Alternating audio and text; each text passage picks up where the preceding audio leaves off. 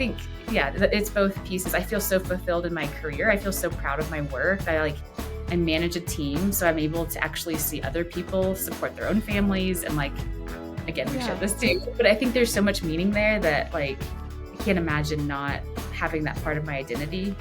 But I also feel this pressure to be with my kids all the time and to be like, feel the guilt of like traveling for work. And I feel that, yeah, the longer I go, the more I'm like, it's possible. And I love seeing the ways that different workplaces are supporting women nowadays, but it's still like, I think it's still a really hard decision for women. I don't think it's gotten super easy to know if you're doing it right? Like, no, yeah. And I don't know anybody that feels, anyone staying at home, working part-time, working full-time. I don't know if any woman that I've met is like, I know I'm doing the right thing.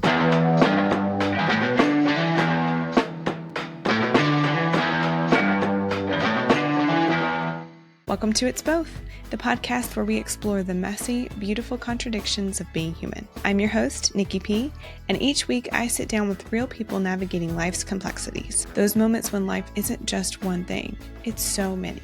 Today's episode is really for anybody who's ever felt the weight of being both a parent and a professional, a nurturer and an achiever. I sit down with my friend Heather and we dig into the messy, honest, and often hilarious realities of being working moms. We talk about the tension between career and motherhood, the evolving identity of parents, and the societal pressure to constantly justify our choices, from daycare decisions to stay-at-home dads, from guilt to pursuing our own personal growth. We cover a lot of things about what it is like to be a working mom. Heather even helped me to find my own aha moment when I realized how my daycare and those that are helping watch my kids now as young children, they really are an extension of my community. And if we were in a place where that might be different and had family and a lot of close friends close by to be that community, that maybe my own decision might have been different. So this conversation is definitely a reminder that parenting is not one size fits all. It is a constant negotiation, basically a social experiment, a space where humor, community, and clarity in your own values really does matter. So let's jump in. So today we are talking about being a working mom and sort of the bothness that comes from that, which I'm excited about because I'm also a working mom. And so I think this is definitely a topic that for me is close to my heart and also something that you and I have just, I feel like, always been able to connect on and talk about. I think it's a bonding thing because we had talked, I had known a lot of friends of mine were moms that stayed home, or they were women who didn't have kids. So it felt like I got like my needs met with like some of my friends and half with others. So yeah, talking to you has always been awesome because it's like, yes, you get the full, like sort of the full picture, but then also, yeah, the push and the pull. And it's different. It's just a different experience, right? So for sure. Yeah. And before we jump in, can you just tell everybody a little bit about who you are, a little bit about who Heather is? Yeah, I'm Heather. Nicole and I met through our husbands in Nashville. I first heard about you, Nicole, through Devin DJ'd your wedding. Is that right? Is that He did. I forgot about that. He did. He was such a good DJ. So my husband is very musical and talented. We just moved our family out to Denver, Colorado. It's been like a long-term dream of ours. So I have 3 kids. They are 3, 7, and 9, 2 girls and then a boy. And we love Colorado. I was just telling Nicole it snowed 6 inches of snow here overnight. It's Easter weekend for context. So it is fun, but it'll be nice and sunny tomorrow. That's just how it works out here. I'm trying to think.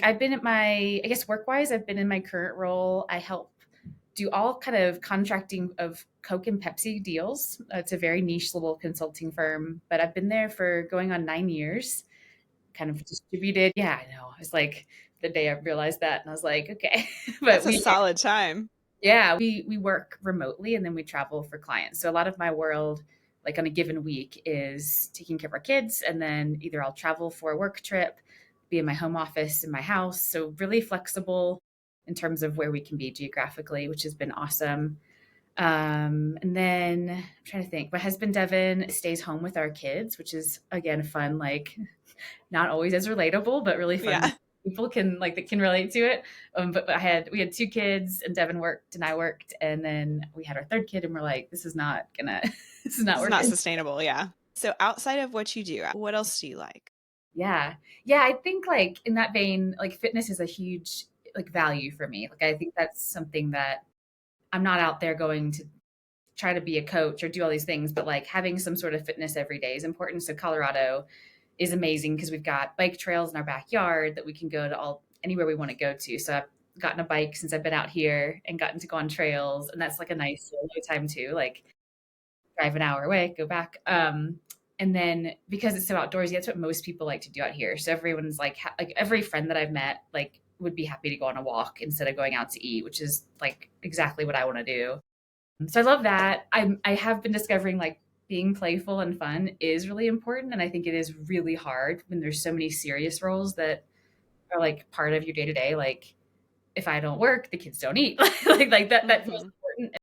My sister, so I have 2 sisters that are older than me, and my oldest sister and I have become like really close later in life. Like during the pandemic, we called each other on FaceTime every day just to be like, "Are you okay?" Yeah. And the kids were little, and we just kind of kept that trend up. So she's like the number one person that I like just play with, and the number one way we play is like making up really silly business ideas. So, for example, she herself has a dog. She lives in the city in Baltimore, and the dog needs to go run every day. But her and my brother-in-law are both like they're academics. They've got a lot going on. So they built like a treadmill for the dog and put an iPad screen up on the wall with like No. races and like this little harness. And Ray will run on the treadmill for hours a day. Stop. Are But you like serious? we're like, what would that business be called? And so we'll just sit around on FaceTime and like crack up about different business names. And like that brings me a lot of joy. But I also, Dev and I talk about this a lot of like trying to figure out, yeah, ways we can tap into just being silly because Mm-hmm. life is pretty serious this year, politically, everything is so serious. Yeah. Yeah. So that's our like main goal right Goal now. this year. Yeah. We just be like fun. Yeah. Yeah. Yeah. The TV shows, all that kind of stuff. That's so good. I love that one. And that is so specific to like who you are. And I love hearing that. Both of all those things really, but it's funny because I don't know what it is about. You would think like having little kids would push you into being silly, but it's almost like it does the opposite. And Yeah. like, Yeah. at least for my kids, they're pretty, I love them so much. High energy and wild, like all of them. Yours are. They are. And I'm like, this is too much for me. I am not, that's not my energy level, y'all. That's funny. But it's pushed me almost into less and less fun because it's Trying almost like, to it, like yeah, you're trying to balance it. So I love that idea of engaging more in that because the more I have also this year, for some reason, probably the heaviness of the world, but like the more I've pushed into that silliness, it's been easier to like just take a deep breath and let go of some things. So I love that. So talk to me about being a working mom. I think there's probably going to be so many layers and different ways this interconnects to different pieces of your life. But talk to me about the both or the tension that comes with like what are the two sides or the multiple sides that come with that for you? yeah. This is a great question because you're right. There are so many different facets, and it can get pretty polarizing out there. Like if you get on social media and like there's a stay-at-home mom culture and there's a working mom culture, and it's like you can't be both. So I love some of the premise that you've got around your podcast because it's both, but it's also like things are seasons. Like there's no like, Mhm. yes, I'm a working mom and that's been my identity since I've had children for 9 years, but like I will have kids until I like pass away, and there will probably be seasons where I'm not a working mom. Or Nicole, my favorite phrase lately is um, that everyone's a working mom, but like some work is like paid and some is not paid. I was like, oh, I like That's so good. I really like that. Yeah.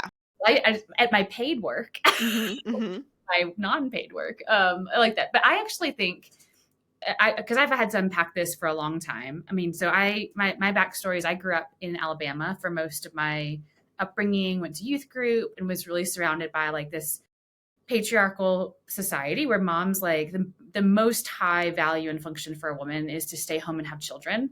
And not all Christianity is like that. It's just where I was, and like every mom that I knew stayed home.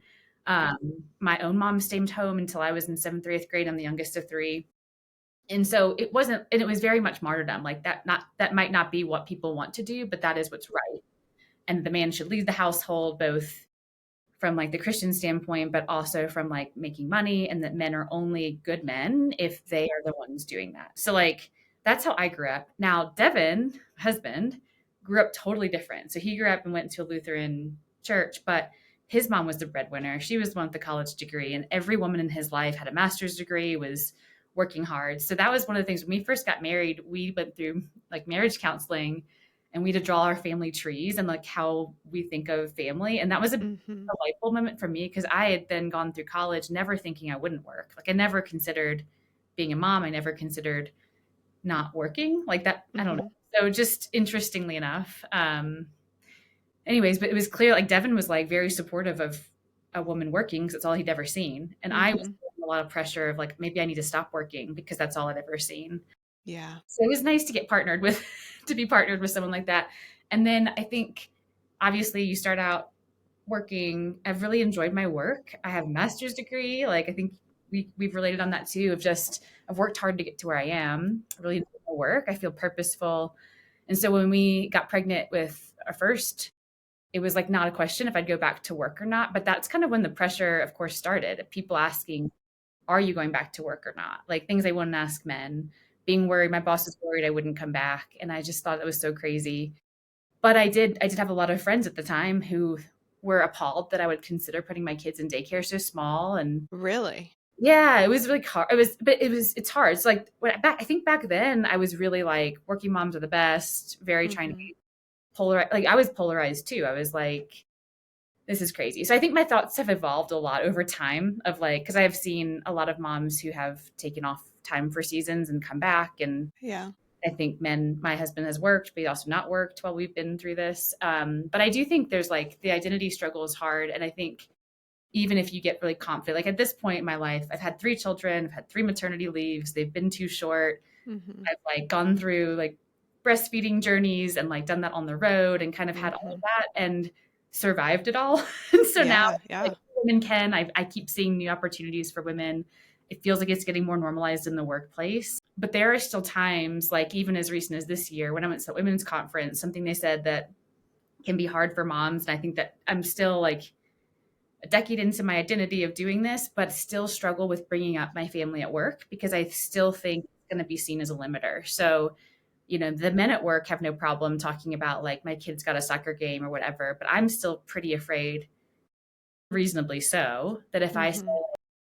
well, that morning call conflicts with me getting my kids ready for school, which it often does. Like it's a 6 Mm-hmm. a.m. call, it's a 7 a.m. call. I can't do it because of my kids.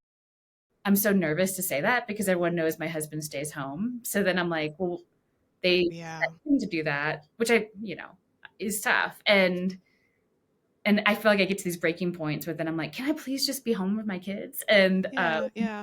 like I'm seen as emotional, but it's not real. It's all definitely like my own take. But I was at this women's conference. They were like, if you can talk about your family more while you're at work, like it helps normalize for everyone. Like that's part of your life. In the same way, someone who's caretaking an older adult, like, or has a dog that needs Yeah. to get out or anything. But I did start to realize, when was the last time I talked about what was going on at home? Or like when I travel for work, why don't I mention like it was Mm-hmm. sad I had to FaceTime my kids instead of seeing them this week? Yeah. Um, so yeah, like I think, yeah, it's both pieces. I feel so fulfilled in my career. I feel so proud of my work. I manage a team, so I'm able to actually see other people support their own families. And like, again, we've shared Yeah. this too, but I think there's so much meaning there that like, I can't imagine not having that part of my identity. But I also feel this pressure to be with my kids all the time and to be Mm. like, I feel the guilt of like traveling for work, and I feel that. So, um, yeah, the longer I go, the more I'm like, it's possible. And I love seeing the ways that different workplaces are supporting women nowadays. Yeah. But it's still like, I think it's still a really hard decision for women. I don't think it's gotten super easy to know if you're doing it right, right? Like, No. Yeah. Yeah. and I don't know anybody that feels anyone staying at home, working part time, working full time. I don't know if any woman that I've met is like, I know I'm doing the right thing, which Right. Oh, no way. None of us. I think nobody knows. Or at least I hope not, because I'm like, or if you do, let me know if how you know. Well, you said something earlier too, and I'm curious. So it sounds like you've had that experience where a friend or a family member or somebody has like verbally expressed they believe you are doing something that Yeah. you shouldn't be doing. Like talk to me a little bit about what that looks like and Yeah. what how did they say that? What did like how did that all come about? Yeah. I mean, for me, it happened, a lot of times people frame it, I think, in like, I could never. And so it's Mm. definitely not like a Heather, you're doing the wrong thing. It was, I could never put my 6 week old into daycare. And it made, it's so tough because And that's such a backhanded comment. I don't it's so horrible. Yeah. You're like, yeah. I couldn't, well, I can, I must be so heartless. Mhm. The thing I used to say, Nicole, was so funny. I used to be like, cool. So we don't actually have an option. Like, there's no way I can stay home. Like, so even if the assumption is I can't wait to leave my 6 week old with someone else. And then I'm a heartless mom that I'm like, my whole being would not like to be separated from my kid. If I had any other options, that'd be great. And I think there is sometimes like that's missed in the conversation, that there's options. Like, when we had our first daughter, we were still getting out of student loan debt. My husband's salary couldn't support all of us. So like, you don't have a choice. So it also Mhm. has this tinge to it of, I could never do that. Uh, it's like, well, what if you had to? Like, what if, and, oh, my workplace's maternity policy is horrible. It's like, what if that's the only job I could get? I don't know. It's just like this assumption. So many assumptions layered in there. Yeah. And then I think later, like, that was when Holly was little. In the neighborhood we used to live in, there was a mom who was a teacher. And, I think she had that same mentality as I did growing up, is like, the greatest good is raising families and being there for them. And I think that can look a lot of different ways. So I think, obviously I feel like, other than the 40 hours that I'm physically at work, I'm a mom 100% of the time. Otherwise, anyway, Mhm. but a neighbor of mine, she was having her third kid and decided to stop working, and just was like, I can't imagine doing anything else. It's more important. And I was like, okay. So it's much Yeah. more about like this back Yeah. piece. I don't think I've ever had somebody like say something like so direct and mean to me. But I think a lot of, especially like older women that we were in community with, would be like, there's a sense of like, are you able to stay home? Can you stay home? Are you able, like, Mhm. that's the Eh, highest good. Are you yeah. willing to sacrifice? Oh, you're not willing to sacrifice for that? Or is your husband not, like, do you not get married to the right person? Is often, I felt like, the back Oh, stuff. So like, yeah. and you can be confident in your decision, but you're like, Well, it's so hurtful. It's so insulting and hurtful. I feel like wherever you choose to land, because there could be the other side too, like from working moms or families that have that same, or not same, but have different assumptions about those who are staying home. But yeah, I think either way, it's so hurtful. And I myself like can completely understand that because I also have 3 kids. I also am a working mom. And I remember the amount of times people would say it's always those backhanded comments, which sometimes I feel like are worse because at least when somebody is blatant about it, I respond.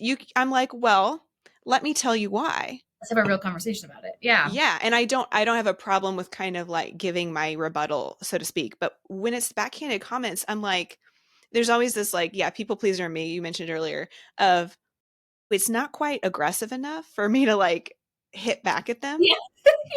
So I don't know what to say.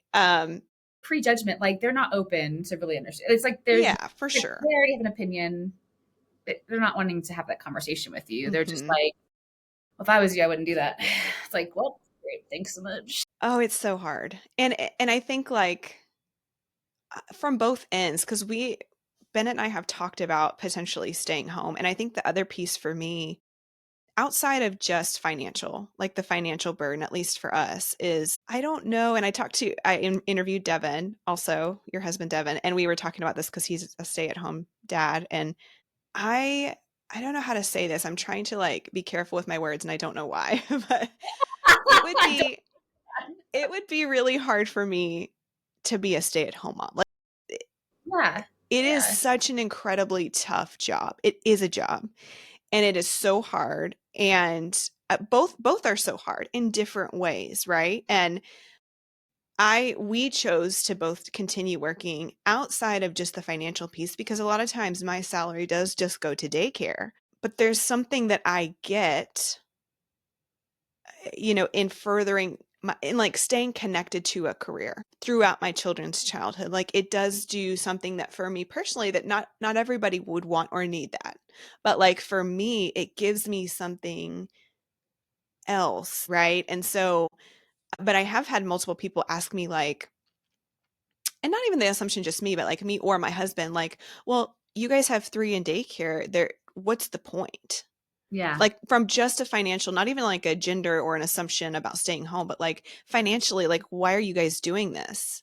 And I'm like, because I actually like what I do and I love it and it fulfills me and I'm helping like people in the world. And yes, one of us could stay home, but yeah, that's just not where we're at. Like, but we have to reassess that every year.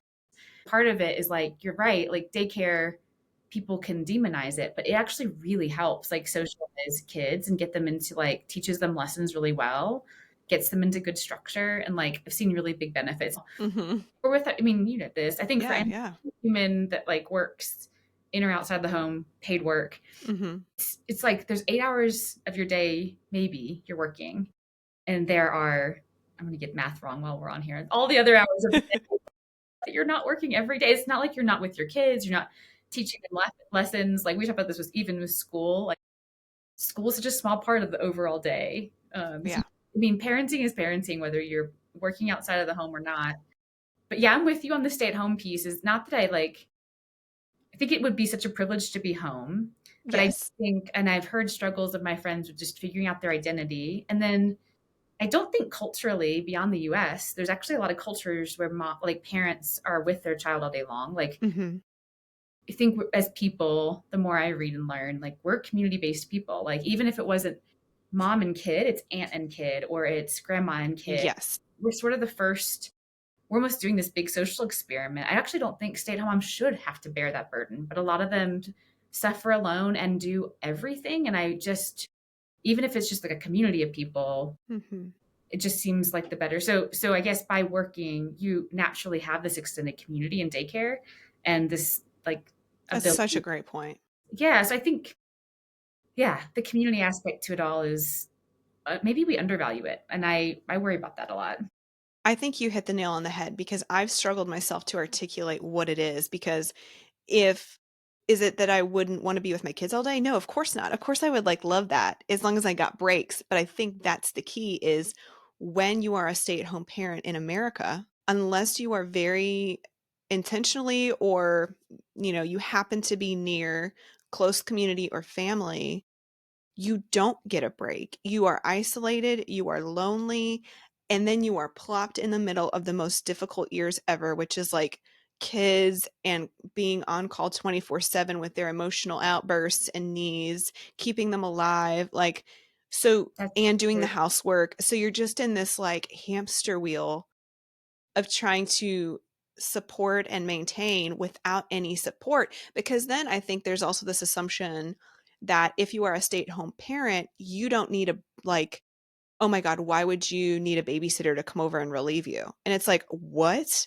You have the people that say that you must not have had kids Yeah. because We just don't, never had to do it solo for any length of time. right, because those I feel like are the individuals that need a break the most and that need the support in the community the most. So I think you're right. Like I think my response or maybe my choice might look different depending on what support and community I have Great point. in a Yeah. phase of life. Yeah. Yes, I've never thought about it, but you articulated it super well. That daycare is like our extension of community. I love the teachers. I talk to the teachers every day. I love seeing like I'm like, hey, how are all you guys doing? Um, so yeah, I think that's such an important point. You know, you're talking about that. So Devin, when we decided to have him stay home, this was a big decision, and we were the same boat of like, this is like I told him, I was like, I could see myself resenting you. I could see you resenting me. Like I've got this other community at work. I can like step away from home life and like be just me at work. You don't get that. And so we talked about like we gotta stay close and talk about this every week. Is it still working? Because if it's not, you can go back to work. Um, and maybe that's what will happen. Also, like just any kind of resentment on either side. If it builds up, let's talk. And luckily, like my husband is like the biggest extrovert on the planet. He never meets a stranger. Like he's going to go to the library and the zoo and he's going to make friends. And so like he never struggles with it. I would, but we're like, I'm not the same kind of gregarious personality. But it's interesting if you realize like Devin and I negotiated that. We did not assume that. Like, and so I think he loves being home. I check in with him all the time. but we've negotiated that. But I worry sometimes on the reverse. Like, had I stayed home, we would have never been like, it does this work or not? Like, there's just an assumption that women know how to be a stay-at-home parent. Yeah. So I love that we've negotiated, but almost in that case, Devin, I talk about this a lot, but being a stay-at-home dad for him feels like a privilege because society is like so impressed with him and we've negotiated it. Whereas women just sort of, it's the default. And so I think anytime it's the default role, it's harder. Mm-hmm. You have no It choice, no matter. Yeah. it is funny because you're right. People are so impressed when they hear a stay-at-home dad. They're like, "Oh my gosh, what? Wow!" Yeah. And then, yeah, you're right. You see a woman and kids typically, and you're like, "Yeah, okay." You probably stay home, right? I've heard people say that, and Oh, again, that's so y- crazy. Just like that. yeah, and No, it's funny. It's like I know a lot of times people don't mean anything by it, but there's an assumption popping up again. And but for a man to hear that, everyone's like, "Wow, that's amazing. Like, congratulations." I don't tell Devin this a lot because I don't want him to feel like this. I had a hard time for a while, like when I'd go to a conference and I'd meet somebody and they'd be like, "Great, oh, what does your husband do?" And for Mhm. a while, I had a really tough time being like, "He stays home," because I thought there was going to be some pretty immediate judgment, like, "Oh, he's not a man." Mm. When we talk about the role of being a dad and like people see him out grocery shopping and have 3 kids in the car, they think it's so cute. But then when we start to talk about like our dynamic, I think people are like, is he emasculated or like, oh, that's all he does? It's so in the workplace, sometimes I often lead with, he has a great podcast. And I think people probably think it's like a big income generator and it's not. You Yeah, yeah. know? So It's anyways, it is interesting. well, what's interesting about that is so it feels like, am I right in when I'm hearing you that you're almost more worried about the assumptions people are making now towards him versus towards you as being the working Well, parent? it's partly that, but it's also like I feel like it comes back on me. Like it is my choice of Mm. partner. Like and I've seen this on like social media a bit of like you like marry well. Like you want to marry somebody who can like support all your needs. And then, for a man, a lot of pressure to be that. And it's like if your wife has to, even if you don't have kids, like if your wife has to work, does that mean you're not providing for her? And this kind of like almost like a weird traditional culture, right? Mhm. I'm like worried about them judging him for not being a great man. I'm like, you don't know him. Like he works just as hard. He's just not like the traditional job type. Like, and he can go get a job if he wants to. Like, it's just, it's like, what's the, Yeah, I but hate that. the secondary one is like, I wonder if they're like, poor you, you have to work because your husband's a deadbeat. Like, I think that's the worry. So it's about me, I think, more than Yeah. him. It is like, when he introduces himself and says that, I think other guys are like, oh, I wish I could do that. But then also kind of, they don't really. I don't know. It's just it's both thing. It's both. There's like I get high praise for him, and then I'm also really quick. I've noticed this. This is me judging myself, but I'll be quick to be like, it's only for a season. Like our kids are only little. He'll go back to work. Like don't worry, as if someone's Don't worried. worry. Yeah, yeah. I'm like, oh, he's good. Josh's gonna start pre-K this year. Like who knows? Maybe Devin will get a part. And I try to like, Mhm. Make some and I've got to stop doing it. It's been interesting, like just hearing myself, especially since we moved. So we moved to Denver. So reintroducing myself been interesting because I was around people who had known me for 10, 15 years. You don't really have to introduce yourself. Mhm. You have to be like, this is who I am. So Yeah. I've noticed how I speak about things and kind of like anything, the energy that you speak about things with, like, is how it's met. Like when we were talking about moving last year, if you remember, you were in our life the whole time where we'd be like, I think we are, we might not be, we think we might be. Mhm. And people would start to be like, are you sure? Are you okay? And then when I started introducing it, like, hey, we're moving in May, people are like, great, good for you. It's funny how much people respond. So To if the I confidence of just like this is the way that it my is. husband stays home, he's amazing. People are like, that's Mhm. amazing. But if I say my husband stays home, but it's just temporary and like it's only because if I start justifying it, people are like, okay. So I think all of it is way more about like how we things that we believe about ourselves and our own choices that reflect out. So I think that's the biggest thing, like from a decade ago to now that I've learned. I used to think the world was kind of out to get me. And I think now I realize a lot of it is just how I'm thinking about my own self, like how I'm talking to myself. And a lot of it is the world's not really caring. It's a lot about me. So, Mhm. Mhm. Yeah. so like even more recently where I'm like starting to just talk more about my kids at school, at work and being like, proud of them. And like I had a Uh-huh. weekend with them last weekend and I had a blast. Like they were awesome people. Like Yeah, that's so we care great. of each other and they're really fun and we had lots of laughs. And instead of it being like I had to be by myself for a weekend, it's like Yeah. it was a blast. So anyways, yeah, Yeah. learning that a lot. Have you noticed any difference? And then this might be my assumption, but like Tennessee response to your situation versus you're in Colorado now, and like, Night and has day. there been a difference in people's reception to those things? Yeah, night and day. And obviously like we live like in probably more like it's not as like church culture out here, right? Like and if it is, it's a lot of displaced Midwesterners. So you have like and they've kind of all moved out to Colorado because like the winters are a lot better here. Like they're it's snowy but then sunny and hot again. So again, like it's you get a break. But yeah, when I was in Nashville, again, I guess you could find pockets of people wherever, but I do think traditionally more in the South, it is the expectation, like we mentioned earlier, of that patriarchal family. And if you veer from that, it's okay, but you're a little bit of an outsider. Every mom's group is going to be at 10 a.m. on a work day. No one wants to hang out on the weekend because their husband's home. There's like that. Yeah, But yeah. out here, it's been really refreshing because in the neighborhood that I'm in, I go to the bus stop and it's mostly dads because the moms are already at work. A lot of them are teachers. A lot of them have had great careers. Now, if you talk to them, a lot of them when their kids were younger, were they took some time off. They were able to do that, which is great. But they all have some level of career. So having Devin stay home is actually just luxurious. That's the response out here of like, wow, it must be awesome to be able to not Hmm.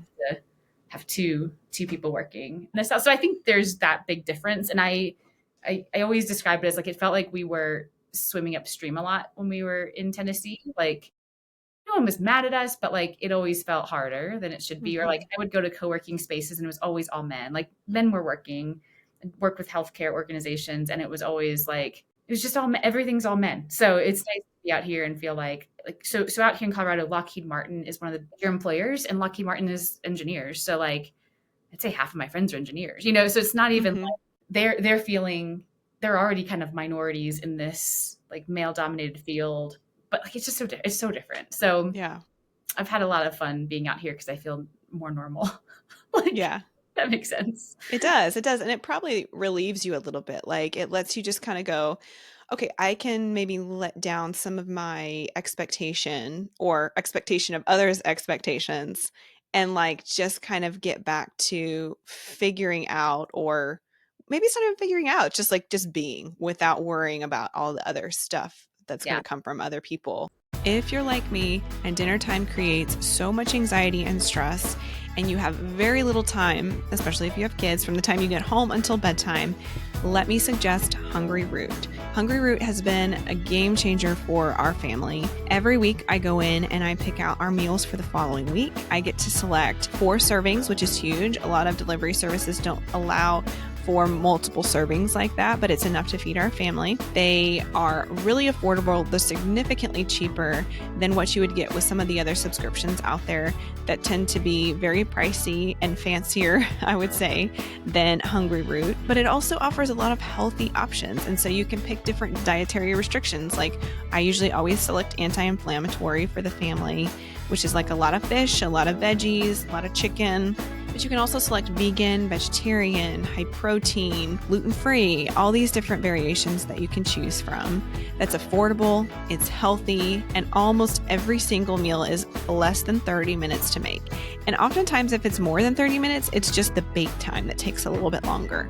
The prep time on almost all of these meals is very minimal, that even somebody like me who has self-proclaimed that I do not like to cook because it creates anxiety and stress in me, I can even make these meals. It's been easy on my husband, who's the one that cooks, because I prepare ahead of time like what the recipes are going to be. I pick them on Hungry Root and I choose things that are easy for his preference that I know him and the kids and myself are going to like.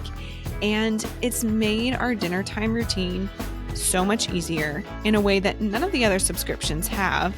And it's yet still affordable as if we were going to the grocery store and getting our groceries. So if you want to try it out, I highly recommend it, regardless of if it's just you and a partner, or you and kids. It works for any size family, any size household. And if you're interested, you can click the link below and get $50 off your first box.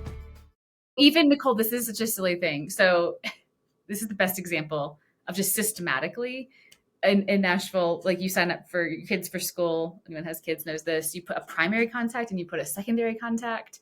And so we always put Devin as primary because he's the one that can answer his phone and is in town. Yeah. Yeah.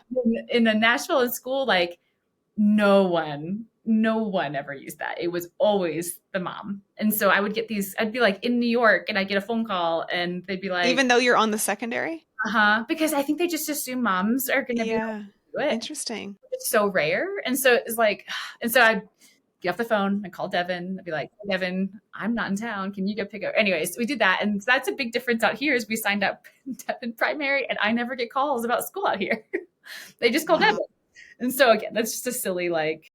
Well, it's silly, but like, that's a big thing. That speaks, I think, a lot to just the cultural expectation in a certain area, right? Like I think that right there explains exactly what most people's assumptions, and not even that it's like bad necessarily. It's just, that's just what is in It's this systemic. culture. It is like if you have it's very similar to the conversations we're having nationally about race and socioeconomic status. Like we just live in a world where there's systematic expectations of people and gender and race that like we live in. And so a lot of them I don't really blame people. Like that's the world they live in. And it's hard to buck that trend. And we're not even doing anything that progressive. We're just swapping who works, right? Like Yeah. so it is like a nice taste of being like not in the majority and not understood. Because in many ways we are like in the majority class. And so like we know we have tons of privilege and we don't have to think about these things a lot. And this is just like one realm where we have to. So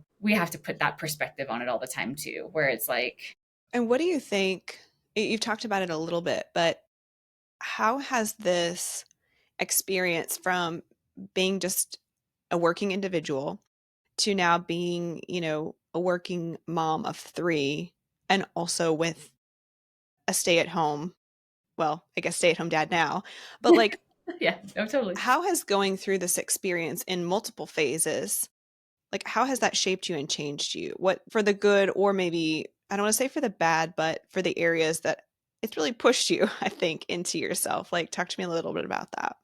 I think that started us like on this journey where, yeah, I don't, like we mentioned earlier, like, we don't know if it's the right way or the wrong way, but we have to, as a couple, be like, this is our, like, we have to make the best decision for like the information we've got right now. And I think there's been times when I have felt really guilty for like choosing to be a working mom and working as intensely as I do because I am away. Like I just got back from a 5-night work trip and it was brutal. Like 5 nights is a lot. That's a lot.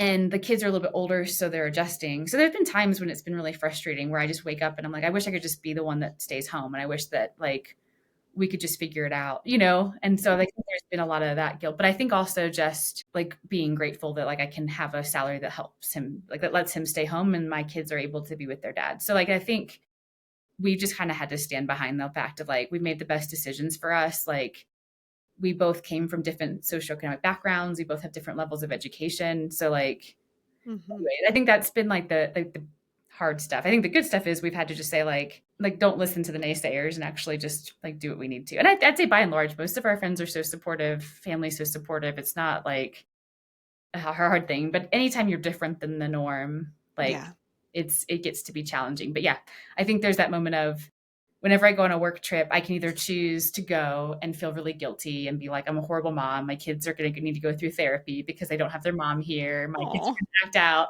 Or like, I can be so grateful that I've got a job that just allows everyone to be home and safe and secure, and that I'm getting cool experiences and the kids are seeing me love my job. So yeah, just it's the both thing all the time. It's both. So. This is a big question, so you can feel free to be like, I don't know. But do you feel like fulfilled in your job? Is this where you, is it, because, and this is something Bennett and I also talk about, is it the benefit of it like, that maybe this isn't my dream, I'm not super fulfilled, but that's okay because it's providing XYZ? Or do you get some of both of that, right? Like, yes, it's providing this but it's also fulfilling and I enjoy it and it brings me some life. Yeah, this is such a good question. This is like the existential question of the century. Yeah. I would say that there are feel like being good at your job, like knowing that you're an expert and knowing you're adding value to a company, like regardless of what it is. And for me, I negotiate deals with Coke and Pepsi. So is it a job that I would dream of? Does it feel like super altruistic? Is not. Is a for-profit consulting firm. We're negotiating. But there are, I'd say, aspects of my day that feel incredibly fulfilling that I would miss a lot. So I have a team of three. So helping to manage them and coach them and see them kind of hit new milestones is really amazing. And then it is really meaningful personally to me to meet clients, build rapport with them, and have like really good connections. So I think it's a tough question. There are days where I'm like, all of this is stupid. I'm going to throw my phone out the window. Like, this is no, because it's work. Mm-hmm. It's Mm-hmm. still like an Yeah, of exchange. course. Doing work, you're getting paid and you're fine. Um, so like in my career, like I started out working in colleges and universities and working with college students, and that's still like where my heart is. Like I think that's a really pivotal time of life, and I love working with them. Um, but like as we've gotten older, like that the money is not there, right? Like so it's been tough, like knowing that what I really want to do doesn't pay all the bills. Uh, and I think that disconnect is always hard. It's never for me about like, do I want to work or not? But I would love to be doing different types of work with different types of people. And I trust the long game. I'm going to probably still work for another 30 years. Mm-hmm. So Yeah. like hopefully like we'll be able to get to a place where that all can mesh. So yeah, challenging in that like what you're really good at and what you'll get paid to do is different than maybe what you love doing. And that's I think the hard thing, regardless of if you're, your gender or if you're a parent or not. I think we all search for this idea of purpose, like one, survival, so money, but also purpose, right? Like the life-giving energy that you get from something, whether you are lucky enough for that to also be what brings you money, Right. or Right. if we have to find other ways. And I think most people by default have to find other ways to get that. Um, So but too. it's always such a thing. I'm curious because I'm also on my own journey of like, well, how do you figure out what the life-giving thing is? One, I think just how do you even figure it out? Because there's been so many things in my life where I think that's going to give me life. And then I'm like, oh, no. Get paid for it, it changes. Like I love gardening, but if someone paid me to do it, I think I'd So true. like I can't. You'd lose your like, yeah, It's just love for it. like there's yeah. That plus I think there's the question of like does what needs to be fulfilling and purposeful, does that need to be the whole day every day? Is that even possible? Or Great point.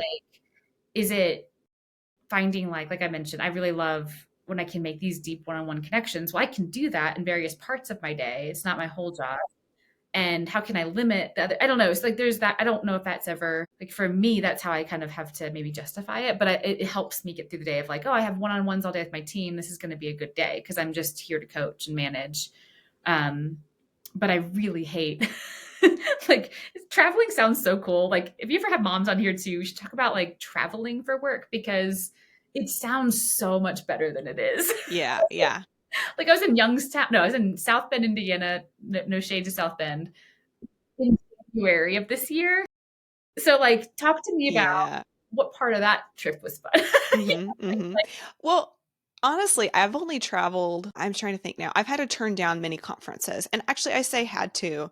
Could I have gone and could we have figured it out? Yes, but, like, the guilt, I think, and the shame of even asking my husband to do that because our kids were like, we have 3 and they are all 2 years apart, so right now, we have, 3 under 5 or almost under 6, and so it's like, it's getting easier the older they get, but to ask either parent and it could be reversed. He could have asked me the same, like, to watch 2 or 3 that young feels like, Yeah, that young "Oh is my hard. god, that's Yeah, hard." yeah. But I've had to turn down or I thought I had to turn down trips because we don't have family, we don't really have people here that would, like, come over and help either one of us if the other were Mhm. gone.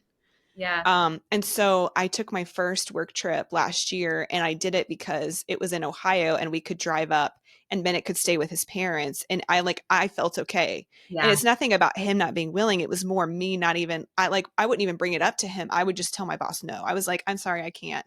And luckily I'm in a place like I work at a nonprofit. I'm pretty, I'm higher up in leadership and I've like been there for so many years. They all know me and trust me. And my boss is amazing to where I have a different experience, I think, than you in that I'm always like, nope, can't. Like I block my calendar as like of the kids things and it's just on there. And This is a good challenge for me. Like it is like there's something to this I've had to unpack a lot. So my dad, so just as a fun side note, because I'm sure people process their own stories. So I'm the yeah, youngest of three girls. My two sisters are successful and they're married and great. But my dad made it very clear in our whole childhood that he always wanted a boy. And so he always teased like I was his boy. So like he coached me in softball, he coached me in tennis.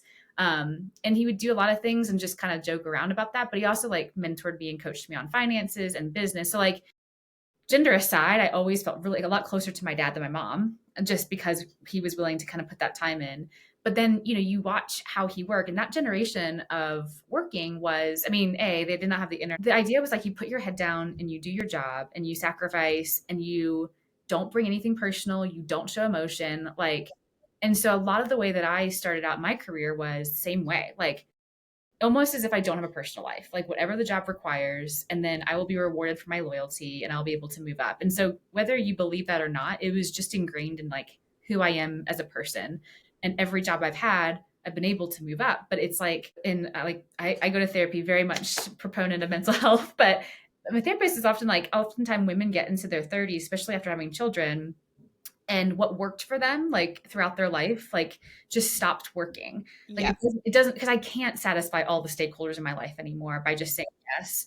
And so like what you're saying is you put your stuff from your kids on your calendar, you do all this. I have put myself into this box where I'm like, because my husband stays home, all of those things are on his plate. And so yeah, I don't need to tell anybody that, and like sometimes a school play or practice will be important enough for me, but if I look at my calendar from last week, I can tell you four things got scheduled on top of things for my kids that I just was like, well, that's why Devin's here. So, yeah, yeah. and I could absolutely be more assertive about different things. But yeah, it's weird to break kind of the cycle of what work to be and what you think it should be. But workplaces are incredibly flexible. My boss is very flexible. Anytime that I have chosen my kids over work, it's wildly supported.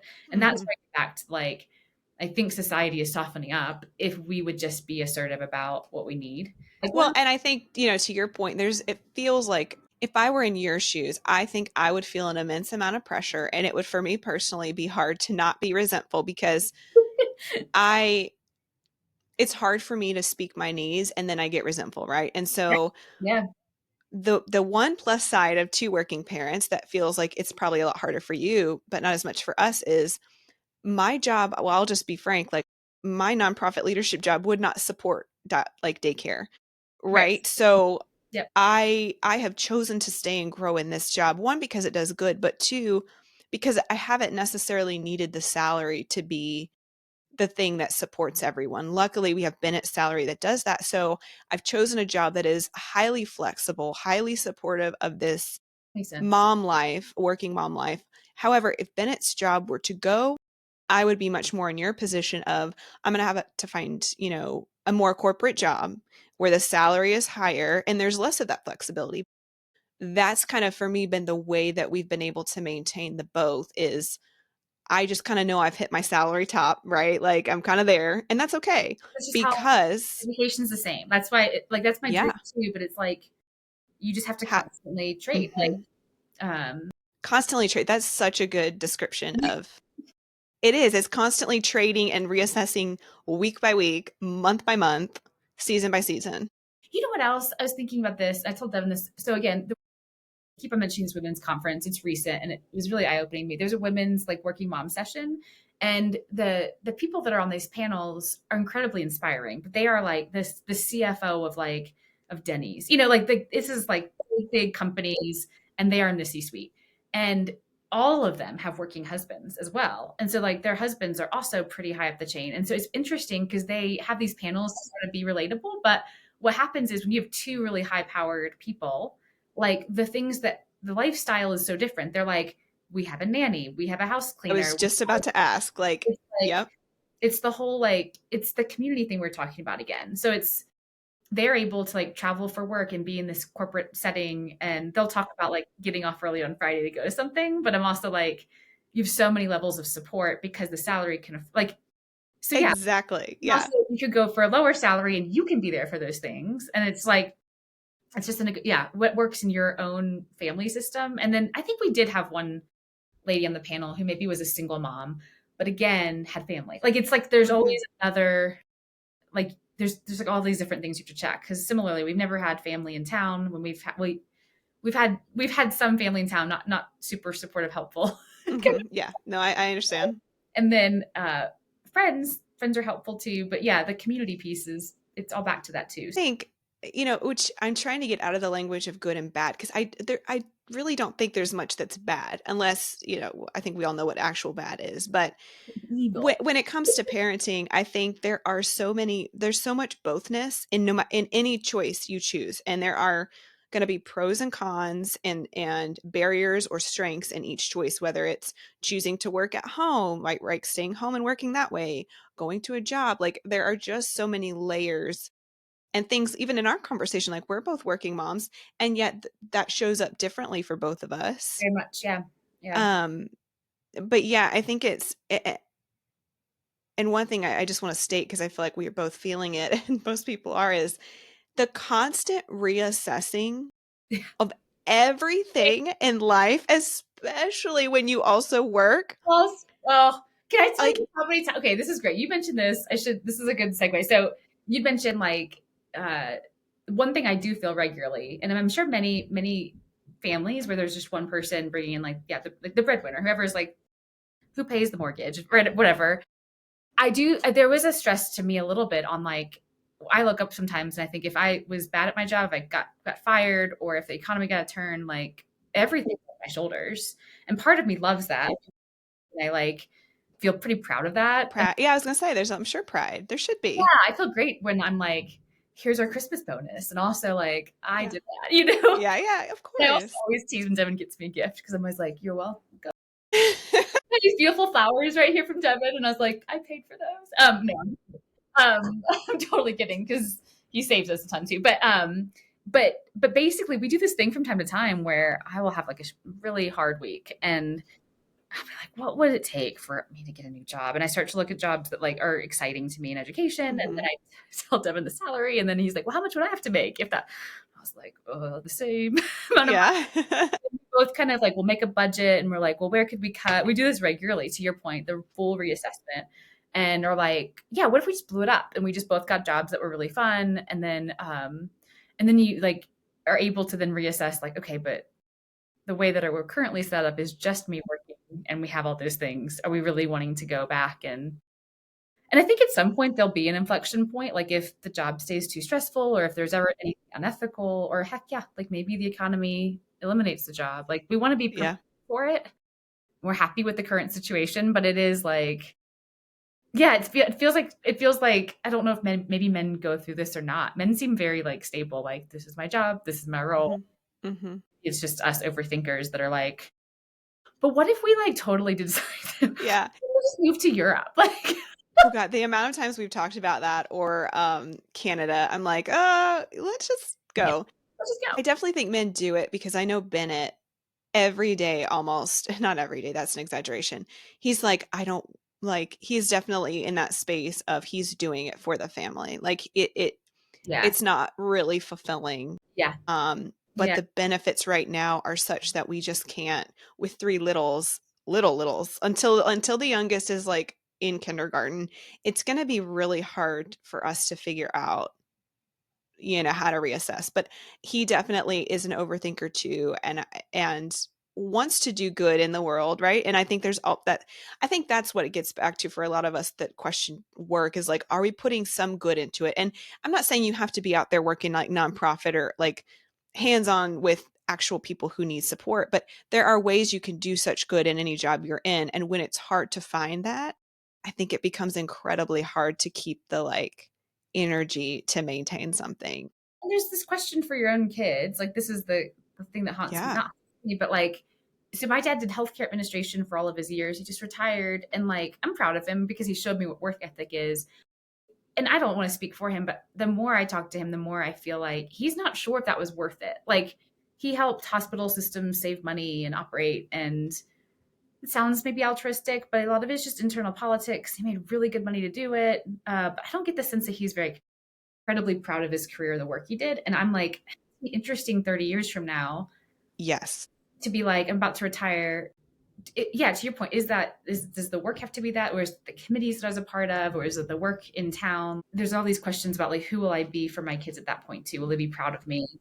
I don't know. It's funny. I hold much judgment from my own parents. I'm like, Yes. Well, and gosh, the constant reassessing of yourself, your partner, your kids, and also the constant questioning, at least. Like, it's so exhausting to mhm, never know if you're doing it right, to never know or the most right you can in the moment, right? I'm trying to change my own language around that. But no, suspend the judgment. Yeah. even in saying that, I'm like, yeah, I've done good in my job, but I have thought similarly of what about in 30, 40 years? Am I going to regret not just spending those close moments with my kids? We were watching some movie the other day and the dad, it was like a single dad.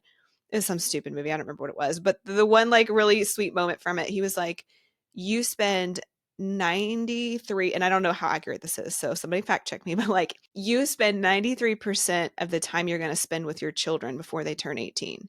I have heard some stat like that. Yeah. Yeah. And it was like a gut punch. I was like, shit. Ugh. No, now I'm questioning everything. And so, yeah, we can have lots of fact checkers on this podcast. There's something about like your influence is like through age 9 or 10 because they start, being way more influenced by their peers and Yeah, peers' friends. And even like as the kids have gotten older, we've been like, the overthinking never stops because you're like, I never. wait, now I know that you're influenced by your friend's parents. I need to meet those parents and make sure I like those parents before I let you be super close with them. Because if you're anyway, just I got no, my friend, my best friend here, the other Heather, yes, yeah, yeah. she is like such an amazing human, but she was talking to somebody on the phone while we were out the other day and like coordinating a get together with the parents. And just like it was nothing, rolled off the tongue. And she was like, do you have any guns in your home? And I was like, oh my God, I've never thought like that. Yeah, I haven't either. That terrified me that I haven't thought to ask that because I'm like, oh my God, yeah, well, one, we're in Tennessee, but probably everybody has guns in their home. But it's stuff like that, right? And one thing that you were saying earlier too, of like maybe the downside that speaking of influence of having kids in daycare is one, the positive is they get to learn how to socialize, how to separate from a parent or caregiver. But we're in a situation now where I love the daycare, I love the teachers.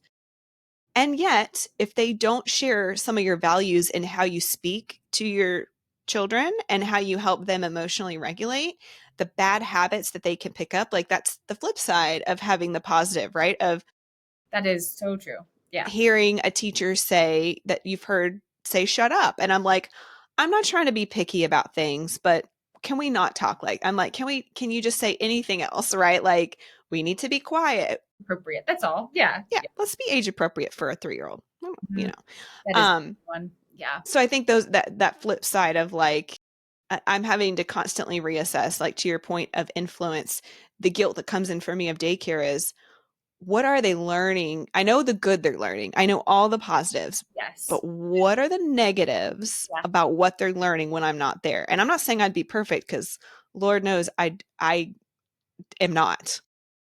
But at least then I know what they're being exposed to that's negative versus right now I'm like I don't necessarily know. Yeah, it is, and I think we've talked about that a lot. And then even as they get older, and we've just said like, there's absolutely like, as much as we want to control as parents, like what goes in, it's so like our kids ride the bus now, which is a whole nother like level of people feel feelings about it. We had sleepover birthday parties, which people have feelings about.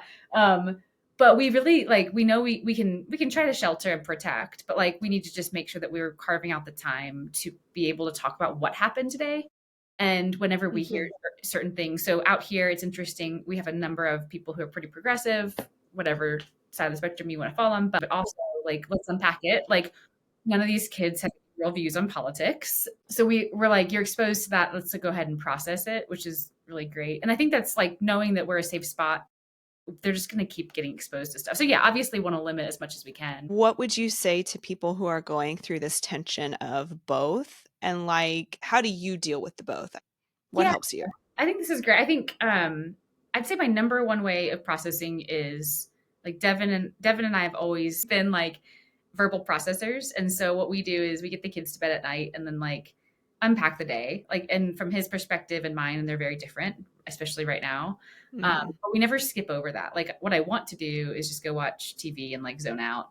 But I think just being honest with him about how I felt that day, like any tensions that I had felt and vice versa, like has been really good for us. And we used to do it once a week. That was kind of like when we first changed up roles and like we're doing, Mm-hmm. would be like, how are you feel about the week? And now we do it every day. And I think if we skip that, I feel pretty untethered because we can remind each other of our values. We can remind each other of our decisions. And I That's think, so good. yeah, that's like my number one staying power. And then I think beyond that, I think like I'm working on this all the time. You could probably hear it like throughout the whole conversation, but this idea of like, now that I know my values, being just confident and proud of making decisions based on those values. And that's come through doing therapy. I use BetterHelp. If anyone's like looking for a way to get started with therapy that's cheaper, like I'm not getting paid to say this. I wish I was. Yeah. But it's been great. It's like a virtual, so like it fits into like a working schedule with kids. It's like an hour lunch break, whatever. But that was what we worked on there was we just started out with like really thinking through your values, which it's hard to do. Like it takes a long time to think through what at the core like, is the most important to you. Because all values are really nice, Mm-hmm. but which ones matter to you the most and which ones will you defend?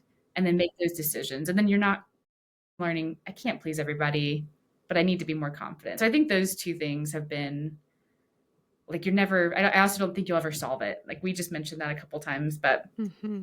you're not going to get to a place where you're like, I'm doing everything perfect. If you Yeah. or Yeah. come on, talk to us about it because I'd Oh, love to please reach out right now. Cause like, let me know what to do. predict the people that are fact checking this. No, I'm just kidding. So yeah, that'd be my top two. Yeah. I think that's so good. And I think the confidence piece, well, actually, I mean, all of that is such good advice because it can be so easy. And I know Bennett and I are working back towards this, but it was really easy with like three so young to forego that connection because you don't feel like you have the capacity to connect. And then if it's a hard conversation, Mm. you just want to avoid it. And then, but I think that's, making a habit of, weekly or daily, whatever it is, just not forgoing that connection and that tether. I really like that word, that tether. That's a very good reminder. Every day and every moment, you like you, Nicole, when you go through today, you're becoming a different person by the interactions you have. So we had a podcast. You may go to a birthday party. There'd be a whole day of things. And if your partner doesn't know those things, like it's not the end of the world, but like they all changed you in some small way. And the more you don't talk about how those things changed you, like the worse. So we were told, like, if you're going to get on a phone call, long distance dating, don't get on and be like, I miss you, I love you the whole time. Be like, okay, today I went to this class, I met this person, I was confused about this, I was struggling with this, I loved that, just trying to walk through. And so it is, but I will say, like, we also have days where I'm like, I don't want to talk about work anymore. Like, I've given them 10 hours. I'm not giving them another hour tonight. And Devin is really patient with me and will be like, hey, we'll talk about it tomorrow, though. I'm like, oh, I I love think that. yeah. And just being like feeling the feelings. We were not encouraged. Mm-hmm. Parents' generation was like, stuff the feelings. I love that our generation is like, hey, acknowledge them. You can move past Yes. them, but like, it's Yeah. okay to be mad today. It's okay to be really like Devin will have days with the kids where he'll be like, oh, they were jerks today. Mm-hmm. Mm-hmm. Like, I'd like to go on a walk. And I'm like, I'll see you later. Yeah. I love that. We're gonna have to start doing that because I think that's really important. And it's fun. I mean, it's It's fun. Yeah. once you get past, it's like exercise. But like, once you get past Uh-huh. the first 2 minutes where you didn't want to do it, then you're like, oh, I know I love this. Uh-huh. Uh-huh. Exactly. And then the last thing is I always ask my guests something ridiculous or relatable, does not have to be connected to this topic at all, but something that you do that's a little ridiculous, but I think this is the best question. I think I've got two things for you. The first one is for some reason, I would love to know where this came from. I get so mad at people who don't have updated car tags. So like you're driving around and you have like the month and the year. I'm okay if it's the current month because I realize you have a grace period. But I don't know why, like I'm not the police. I am not going to ticket you, but I feel like you're not playing by the rules if you got an outdated tag. so it bothers you. That's so funny. So Devin always is like, he's like, I've never met anybody that has the care and concern for tags like you do. It's like, I haven't either, but it's fascinating and I love it. oh, that's like number one. The other one, like I would say that Devin and I spend probably an inordinate amount of time like dealing with health insurance. So Mm-hmm. kids, just annual checkups, dentist, whatever. Gosh, yeah. So my previous job, I was head of HR. So like I used to have to negotiate all these plans for my group. And then Devin used to work at a dentist office. So we both have enough info to get dangerous about this. And then like every bill that comes in, like we scrutinize and like we look at and we know which people to call. We could probably talk an unhealthy amount of time about like the healthcare and health insurance system. And then every year when like my health insurance plan, I'm in a small company, so we don't have an HR department anymore. But anytime our plan gets renewed, I'm looking at every line item and I'm like shocked with how much people don't know about it. And it's just a nerdy obsession. So if you ever want to talk health insurance, I will. I was going to say, expect a call because I'm like, oh, whatever, just pay it. I don't want to think about it. I don't want to deal with it. not Just the way get to it do done. it. Yeah. There's a stat like 80% of medical bills are wrong, but yeah, just check your bills, Nicole. This one at least helps you like financially, and there's such like a misuse of it that I'm like, oh, okay, 100%. Now I get it. That's super relatable. Yeah. It was so good to talk to you today. And thank you for just being vulnerable, being open about, all the things that come with being a woman, being a mom, being a working mom, and trying to figure it all out. Thanks, Nicole. I appreciate it. I just want to say thank you so much to Heather for being here today, being willing to share her own story and experience with what it's like to be a mom who is working and who's constantly navigating that space between the pressure from work as well as the pressure from home and raising children. So thank you so much to Heather. And thank you to each of you who show up here every week and just take time out of your day to be here together with me and with others who are also learning how to hold multiple truths at one time. And if you haven't done so already, please follow on Apple, Spotify, or wherever you get your podcasts, and take a moment to leave a quick rating and review of the show on Apple Podcasts by clicking the link below in the show notes. Your support really makes all the difference.